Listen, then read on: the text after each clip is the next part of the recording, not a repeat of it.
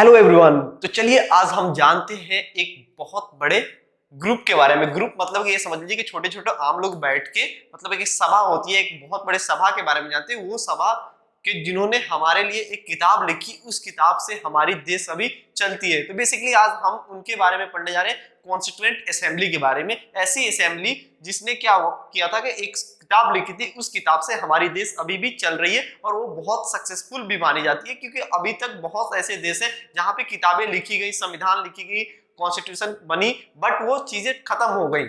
But हमारा जो संविधान है अभी भी जिंदा है। इसको बोला जाता है जिंदा संविधान, इसलिए उससे हमारी देश रन भी होती है, उसमें चीजें चेंजिंग भी होती है सबके अप्रूवल के हिसाब से। सबके मतलब कि लोगों के द्वारा जो चुने गए होते हैं लेजिस्लेटिव, वही इसमें चेंजिंग करते हैं। और कुछ चीजें हैं जिसको चेंजिंग नहीं करते हैं, वो फंडामेंटल राइट वगैरह हो गई। अब ये जानेंगे कि जो इसमें लोग बैठे हुए थे, कितने लोग थे, कितनी सेशन हुई थी, कितना समय लगा था, ठीक। तो ये सब चीजें हम यहाँ पे जानेंगे। तो ये रहा पूरी ये सभा टाइप का आपको दिख रहा है कि जहाँ पे एक प्रेसिडेंट साहब बैठे, जो ऐसे आम सभा होती है, ये सारी पब्लिक होती है, अपनी अपनी रिकमेंडेशन देती है। ये बहुत सारे ग्रुपों में बांट चुका था। इसमें जितने भी लोग थे सभी कास्ट से, सभी धर्म से, सभी रिलीजन से, सभी लैंग्वेज के बोलने वाले लोग यहाँ पे इंक्लूड किए गए थे। तभी तो हमारा एक सक्सेसफुल संविधान माना जाता है, क्योंकि ये सबसे एक लेंथीएस्ट बोला जाता है, सबसे बल्कि बोला जाता है। हिंदुस्तान के जो संविधान है सबसे मोटी संविधान है, ठीक। इसमें क्या है कि सबकी बातों को रखा गया, तभी तो यहाँ जो दुनिया की सबसे ज्यादा डाइवर्सिटी वाली कंट्री है, ये भी एक बहुत अच्छे तरीके से रन हो रही है, बहुत सक्सेसफुल वे में रन हो रही है। इसका पूरा श्रेय किसको जाता है? संविधान को जाता है, क्योंकि संविधान के थ्रू हमारा देश रन करता है। तो ये अच्छी बात है। अब जो 70 साल पहले, 72 साल पहले जिन लोगों ने इस संविधान को लिखा था, अभी तक के बारे में कैसे सोच कर लिखा होगा। और कुछ चीजें तो अभी आई है नए नए, तो उनके बारे में कैसे होता है। तो उसमें जो चीजें अभी नई नई आती है, उसमें थोड़ी सी चेंजिंग करती है। जो हमारी अभी की ये सभा में जो लोग बैठते हैं, लेजिस्लेटिव असेंबली में जो लोग बैठते हैं, वही लोग इसमें सुधार करते हैं, इसको ऐड करते हैं। तो चलिए इसी के साथ हम जानते हैं कि इस कॉन्स्टिट्यूएंट असेंबली से हमारे एग्जाम में क्या क्या सवाल बन सकते हैं, और इस कॉन्स्टिट्यूएंट असेंबली में कितने लोग भी शामिल थे। क्योंकि जब ये कॉन्स्टिट्यूएंट असेंबली का जब पहली बार ये मीटिंग बुलाया गया था, तो उस समय जो पार्टीशन हुआ था, पार्टीशन से पहले हुई थी। तो जो लोग थे, पहले पाकिस्तान वाले लोग भी हिंदुस्तान में थे, अब चीजें बदल गई पार्टीशन के बाद, तो कुछ लोग हट गए। तो मेंबर जानना हमारे लिए बहुत इंपॉर्टेंट है, कितने मेंबर है। तो इसी के साथ हम बढ़ते हैं नेक्स्ट पीपीटी पे, अबाउट कॉन्स्टिट्यूएंट असेंबली। ध्यान से सुनिएगा आप लोग।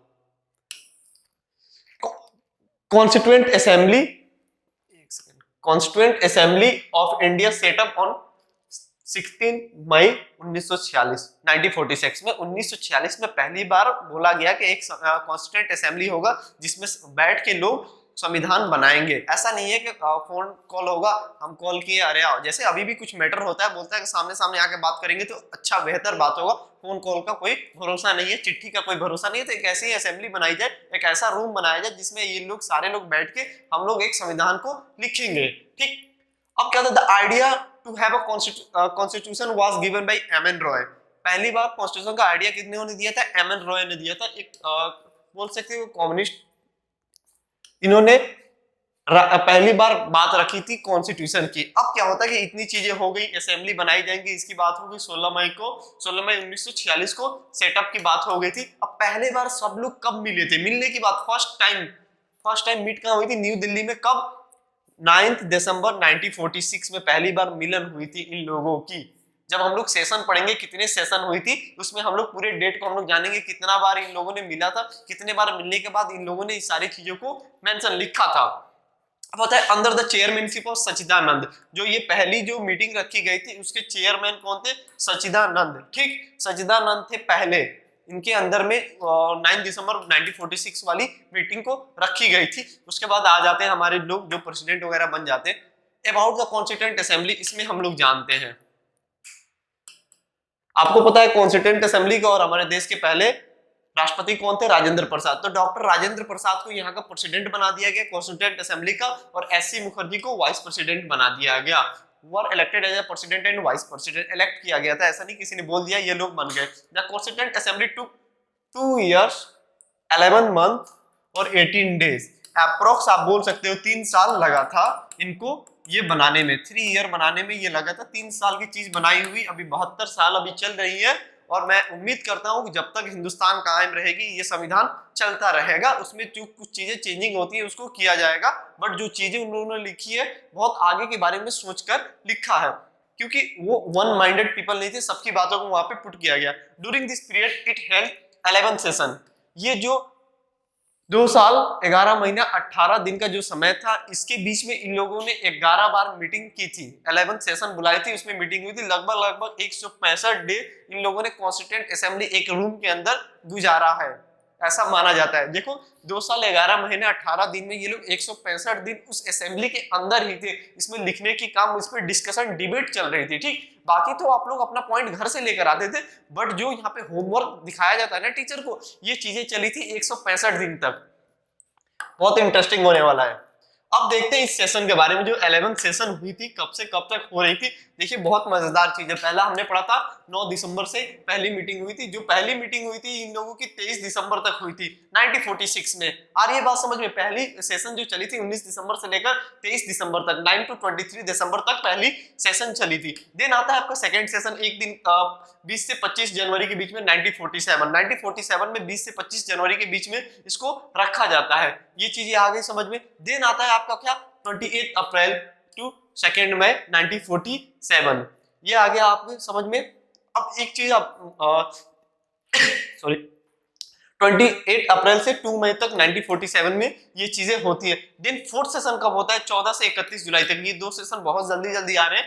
मई में खत्म हुआ, फिर जुलाई में स्टार्ट हो गई 14 to 31 जुलाई तक 1947। अब आता है फिफ्थ सेशन। फिफ्थ सेशन के अंदर ही हमारा देखिएगा 14 अगस्त से लेकर 30 अगस्त तक, मतलब 15 अगस्त को हम लोग इंडिपेंडेंस डे मनाते हैं, 15 अगस्त को हम लोग इंडिपेंडेंस डे मनाते हैं। अगर आपका क्वेश्चन आ गया कि सेशन के अंदर में हमारा इंडिपेंडेंस डे पड़ता है, तो 5वें सेशन के अंदर आता है। ये चीजें देख लिया आप लोगों ने। 5वें सेशन में आप लोग देख रहे हैं 14 से 30 थी, 14 को पाकिस्तान को इंडिपेंडेंस मिली थी, उस दिन भी हमारा सेशन चल रहा था। बातें बहुत होती होंगी कि 15 दिसंबर को क्या होने वाला, 15 अगस्त को क्या होने वाला है। तो 15 अगस्त जो होता है फिफ्थ सेशन के अंदर आता है। इसी सेशन में हम लोगों ने आजादी मनाई थी। अब आता है सिक्स सेशन, 27 जनवरी 1948 के दिन। ये हमारा छठा सेशन हुआ था, मात्र एक दिन का, ठीक। छठे सेशन हो गए। अब आता है 7वें सेशन पे 4 नवंबर से लेकर 8 जनवरी तक। बहुत लंबा सेशन चला था 7वां सेशन, 1948 से लेकर 1949 में, मतलब कि 4 नवंबर से लेकर 8 जनवरी तक ये चला था, लगभग 2 महीनों के करीब। अब आते हैं सेशन में ही, क्योंकि 11 सेशन हुई थी, अभी हमने 7 देखा है। कुछ सेशन को हम लोग यहाँ पे देखे। 8 सेशन 16 मई से 16 जून तक ये सेशन चला था। 16 मई से 16 जून तक ये सेशन चला था। और 9th आता है 30 जुलाई टू 18 सितंबर। ये भी लंबा था 1949 में। इसमें बहुत चीजें हुई थी। 10th सेशन 6 से 17 अक्टूबर तक ये हमारा 10वां सेशन चला था, ठीक।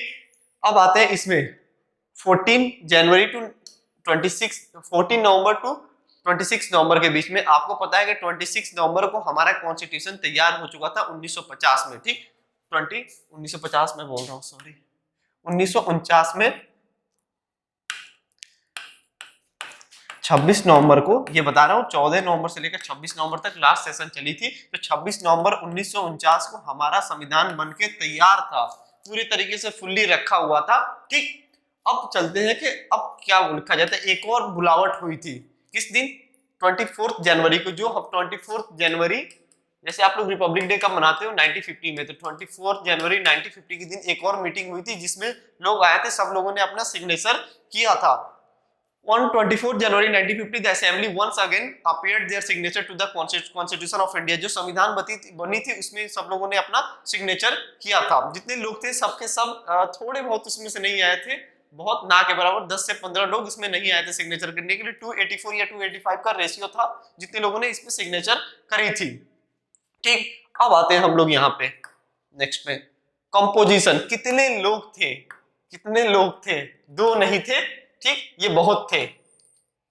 मूवी की शूटिंग नहीं चल रही थी, ये संविधान बनने की बात चल रही थी। 2 लोग नहीं थे, बहुत लोग थे, ठीक। अब क्या करते हैं कि देखिए, its members were chosen bye indirect election by the members of the provincial legislative assembly. Provincial legislative assembly थी, इनडायरेक्ट टाइप का इलेक्शन था, बड़े लोग ही इसमें चुनकर भेजते थे। तो इसमें अरेंजमेंट क्या थी? कितने लोग थे? 292 मेंबर किसके थे? प्रोविंशियल लेजिस्लेटिव असेंबली के। 292 लोग किसके थे? प्रोविंशियल लेजिस्लेटिव असेंबली की। और 93 लोग किसके थे?